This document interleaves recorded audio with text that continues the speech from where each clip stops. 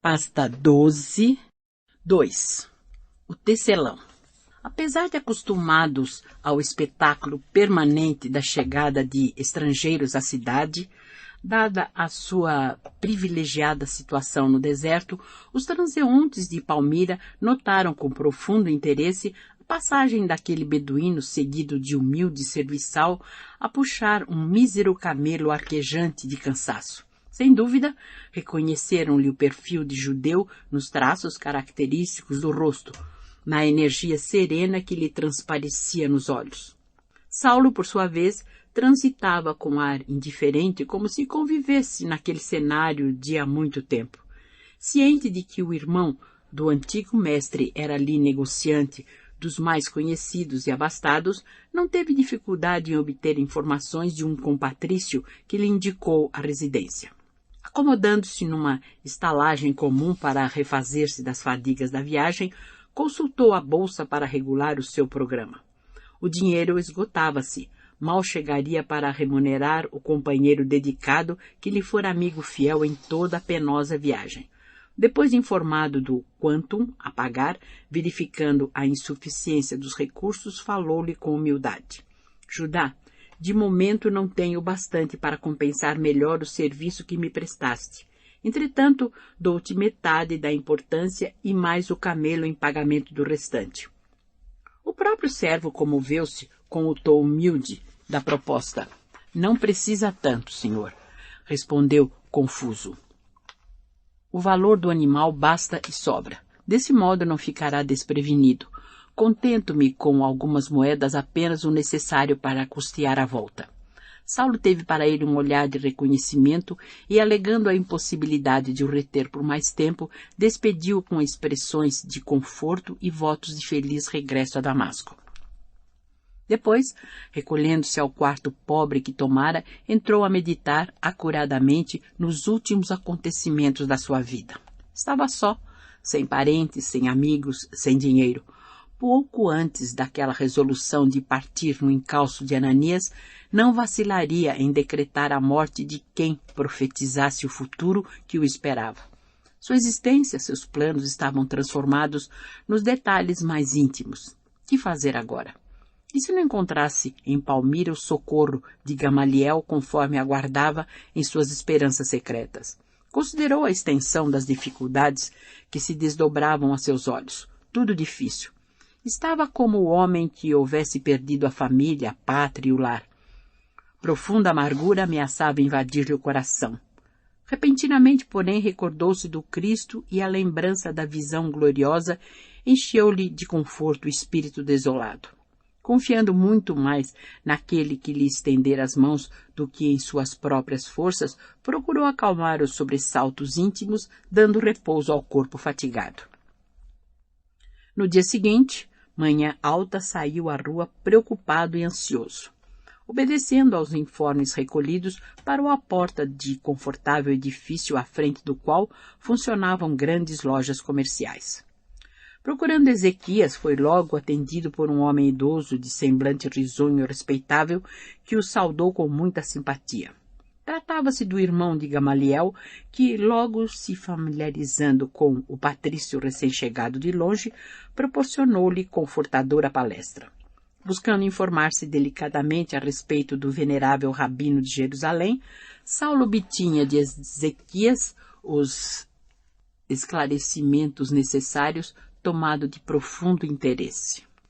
Meu irmão, dizia ele, preocupado, desde que chegou a Palmira pareceu-me muito diferente. É possível que a mudança de Jerusalém tenha influído para essa profunda transformação.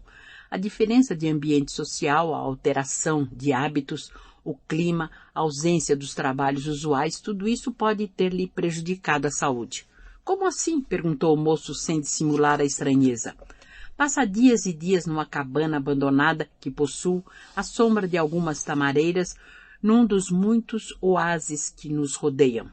E isso, veja, tão só para ler e meditar um manuscrito sem importância que não consegui compreender. Além disso, parece-me completamente desinteressado de nossas práticas religiosas, vive como que alheio ao mundo. fala em visões do céu, refere-se constantemente a um carpinteiro que se transformou em Messias do povo e alimentava-se de coisas imaginárias, de sonhos irreais. Às vezes, é com profundo pesar que ele observa a decadência mental. Minha mulher, porém, tudo atribui à idade avançada e eu quero crer seja antes, ou pelo menos, em grande parte, devido à intensidade do estudo das meditações prolongadas. Ezequias fez uma pausa enquanto Saulo fixava nele o olhar percussiente e significativo, compreendendo a condição do velho mestre. A uma nova observação do moço tarcense, continuava o outro loquaz. No seio da minha família, Gamaliel é tratado como se fora o nosso pai. Aliás, devo meu início de vida às suas imensas dedicações fraternais. Por isso mesmo, eu e minha mulher combinamos com os filhinhos relativamente à atmosfera de paz que deverá cercar aqui o prezado e nobre enfermo. Quando ele discorre sobre as ilusões religiosas que o empolgam no seu desequilíbrio mental, ninguém nesta casa o contradiz. Já sabemos que não fala mais por si. A mentalidade poderosa esmaeceu, a estrela se apagou. Considerando essas penosas circunstâncias, ainda rendo graças a Deus que me trouxe aqui para terminar seus dias aquecido pelo nosso afeto familiar e indene do escárnio de que talvez pudesse ser objeto em Jerusalém, onde nem todos estão à altura de lhe compreender e honrar o passado ilustre. Mas a cidade sempre venerou nele um mestre inesquecível, ajuntou o rapaz como se quisesse defender seus próprios sentimentos de amizade e admiração. Sim, esclareceu o negociante convicto, um homem do seu nível intelectual estaria preparado a entender tudo, mas os outros. O senhor não ignora naturalmente a perseguição implacável movida pelas autoridades do Sinédrio e do Templo contra os simpatizantes do famoso carpinteiro Nazareno. Palmira teve notícias dos fatos por intermédio de inúmeros patrícios pobres que deixaram Jerusalém à pressa, ameaçados de prisão e morte.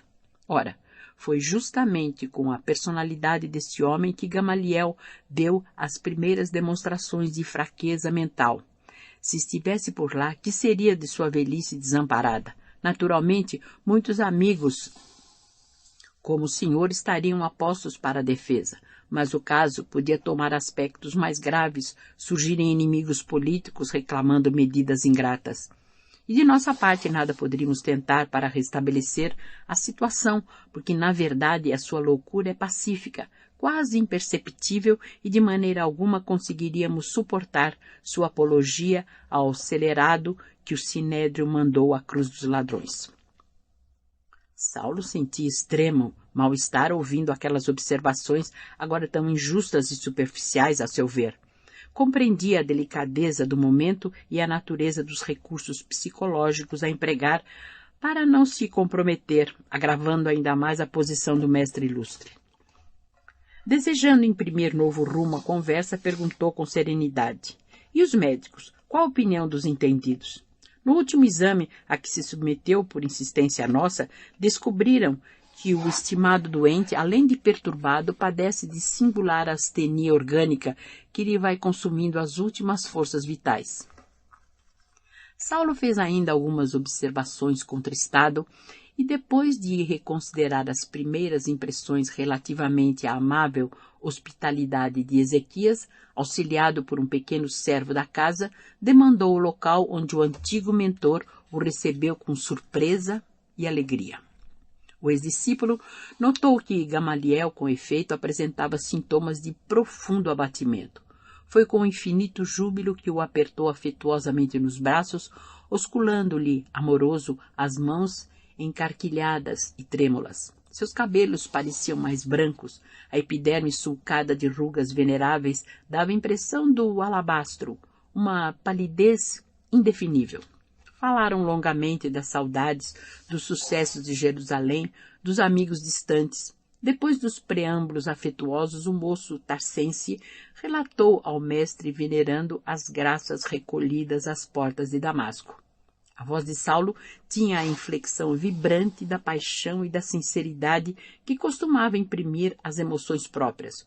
O velhinho ouviu-lhe a narrativa com indizível espanto.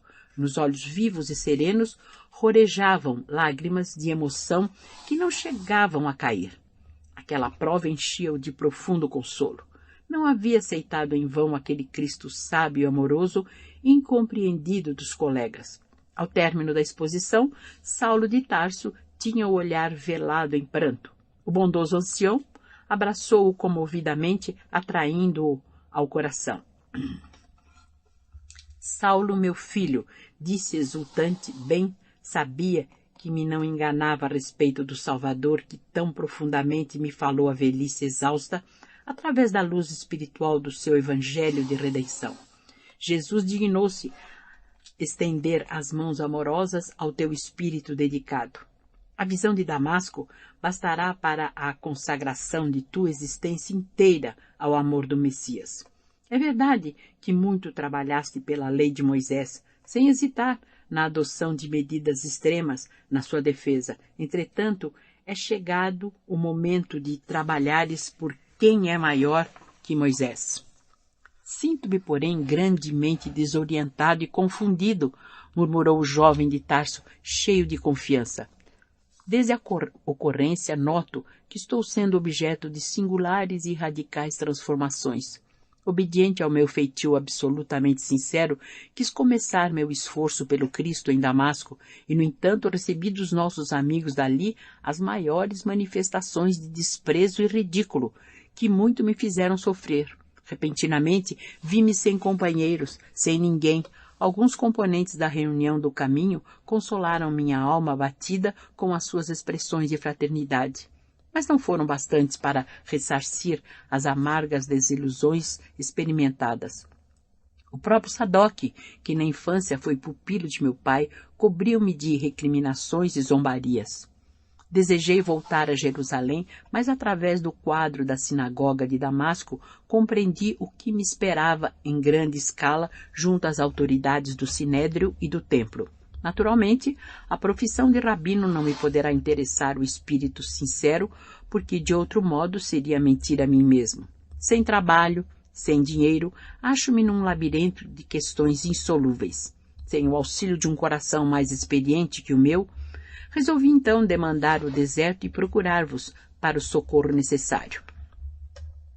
E concluindo a rogativa com os olhos súplices, revelando as ansiedades tormentosas que lhe povoavam a alma, exclamou: Mestre amado, sempre enxergar-se as soluções do bem onde